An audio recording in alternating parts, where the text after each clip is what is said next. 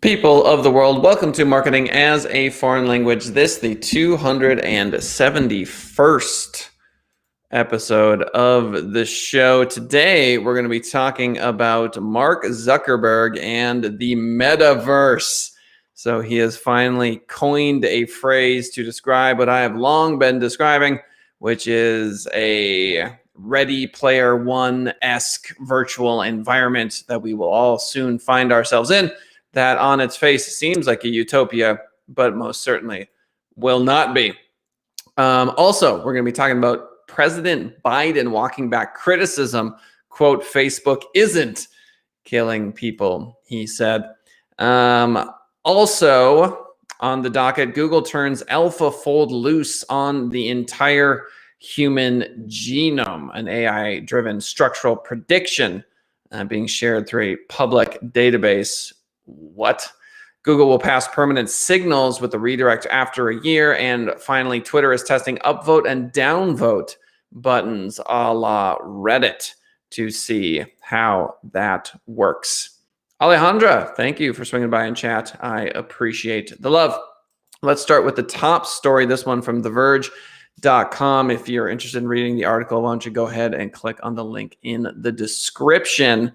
As June came to an end, Facebook CEO Mark Zuckerberg told his employees about an ambitious new initiative. The future of the company would go far beyond its current project of building a set of connected social apps and strive to build a maximalist, interconnected set of experiences straight out of sci-fi, a world known as the Metaverse. So here's a quote from Zuckerberg. He says, "What I think is most interesting is how these themes will come together into a bigger idea. Obviously, it's communities, creators, commerce, that sort of thing." The Metaverse is a term that came from Neil Stephenson's 92 sci-fi novel called Snow Crash. Basically, what we're talking about is a fully immersive virtual / digital experience, according to the author of this article. Watching Zuckerberg's presentation, I couldn't decide which was more audacious, his vision itself or the timing. So in a post-pandemic world, it makes sense that we're going to try to get completely inside the machine, just crawl inside it and live there forever. If you haven't seen Bo Burnham's Inside on Netflix, I highly recommend it. There are some pretty startling psychological consequences of going completely inside the machine. To be fair, when I was younger and spending 8 hours playing video games, there was a lot of criticism for spending too much time in front of a computer. Obviously, I spend that much time in front of a computer every day now for my job, as do most, well, I shouldn't say most, but many people. And so at the end of the day, as this relates to entrepreneurship, we are going to have AI glasses. We are going to be inside of virtual environments more and more and more. Zuckerberg himself coining, well, not really coining the term, but using that term, Metaverse. So we shall see what exactly will transpire. There's going to be a lot of people that are not going to do well in this particular atmosphere. If you think it's bad now with your little alerts going off, imagine a world where advertisers are inside of your head. I mean, you're walking down the street and turning off ads is going to be a premium. If you want to be inside the Metaverse and you want to be ad-free, it's very similar to what we see with YouTube right now, where you can pay to not be indoctrinated as much, remembering that the content itself is often laden with ads. You have to pay YouTube Premium, etc. And so the price for not being subjected to the effects of commerce via advertising is only going to go up as we spend more and more of our time in virtual reality. So welcome 3D reality to the planet. It's coming. They have the funds. Buckle up. Biden walking back criticism. Facebook isn't killing people. This from thehill.com. President Biden on Monday softened his criticism that platforms like Facebook are killing people with misinformation about the coronavirus pandemic, saying he wishes the company would do more to stop the spread of inaccurate information. Quote, Facebook isn't killing people. These 12 people are out there giving misinformation. Anyone listening to it is getting hurt by it.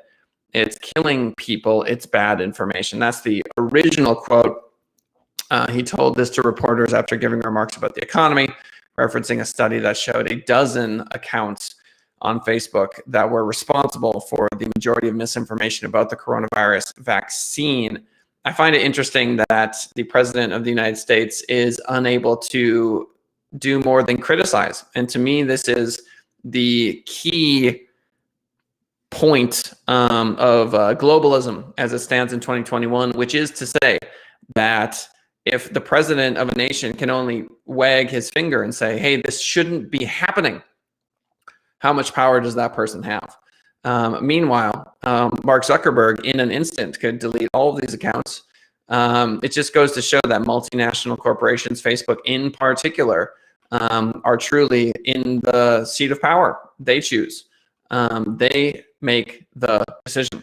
Quote, my hope is that Facebook, instead of taking it personally, that somehow I'm saying Facebook is killing people, that they would do something about the misinformation, the outrageous misinformation about the vaccine. Biden added, that's what I meant. So again, being president of the United States apparently does not imbue one with the power to stop misinformation on social media platforms. How interesting.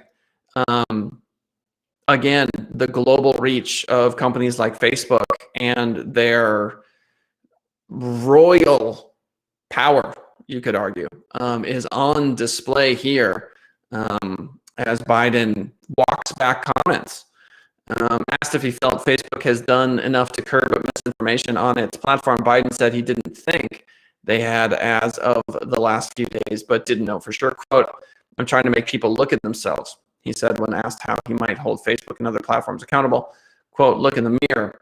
Think about that misinformation going to your son, your daughter. That's all I'm asking. So it's not as if there aren't countless laws and bills that folks are promoting to try to regulate companies like Facebook. It's just that given the fact that every country has to individually attack Facebook, and Facebook's massive, massive budget, it makes it difficult, clearly, for governments to do anything about it. Isn't to say that they've done nothing. But again, President of the United States simply making comments, walking them back. ArsTechnica.com, Google turns AlphaFold loose on the entire human genome.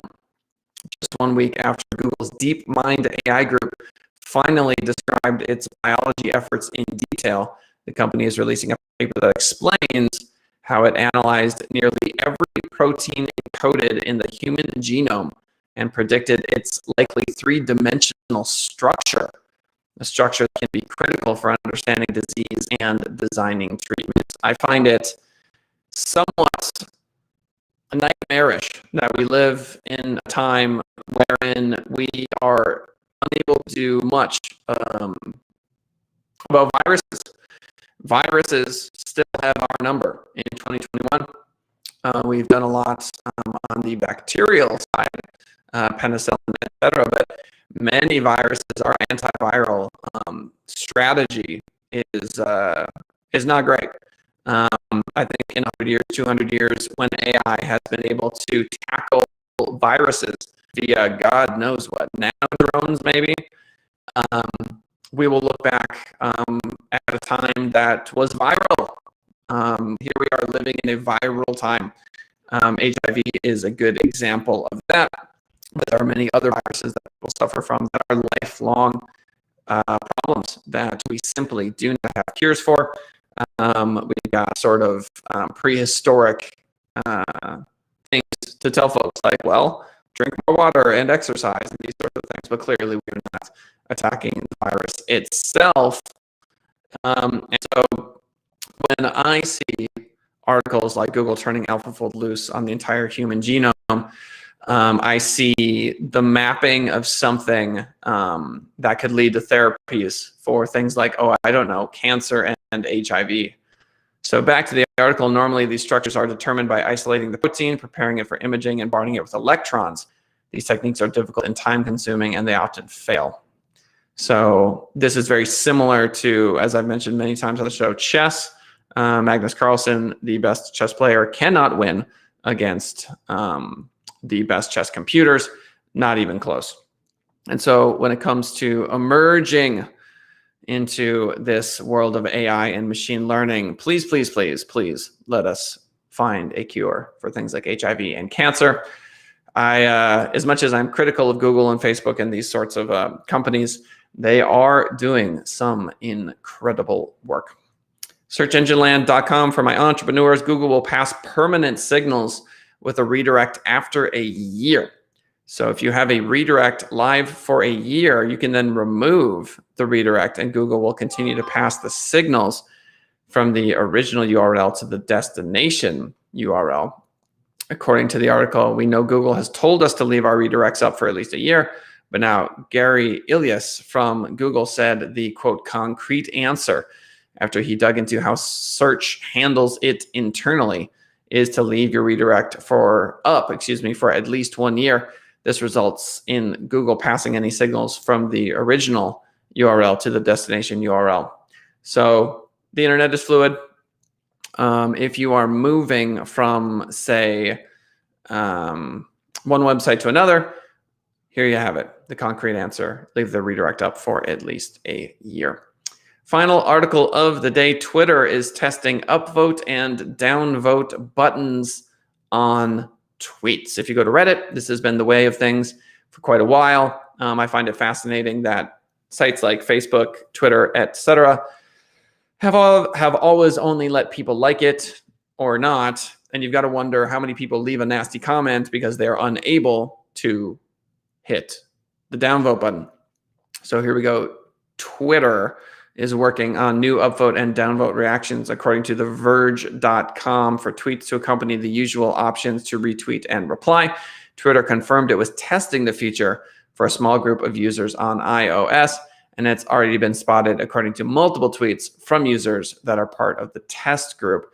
Twitter writes that iOS users may see upvote and downvotes in several different styles, but at the end of the day, you get the idea. So Zuckerberg is interested in us being completely immersed in a digital environment. Heaven or hell, we shall see. Biden walking back criticism. Facebook isn't killing people. How much power does any government have when fighting against what they believe is misinformation or wrongdoing via Facebook and companies like it? Gelfa. Google turns alpha fold loose on the entire human genome. Can we map it? I think we're getting, well, I shouldn't say, can we map it? What I should say is, are we getting closer to solving previously incurable diseases? God, I hope so. Twitter, upvote, downvote. Is this the future for Twitter? Probably. Or it'll be like fleets. Fleets were tweets that disappeared after 24 hours that Twitter simply got rid of. They do a lot of things that they simply get rid of. And Google passing permanent signals with a redirect after 1 year. Ladies and gentlemen, that is marketing as a foreign language for the 22nd of July, 2021. Hope you're having a wonderful summer. Y'all know the drill. If you want to join us live, 10:30 a.m. Pacific Standard Time, youtube.com/senditrising is where you're gonna want to go. If you're listening to us on iTunes or Spotify after the fact, we love you. We appreciate you. Have a good one. See you next time.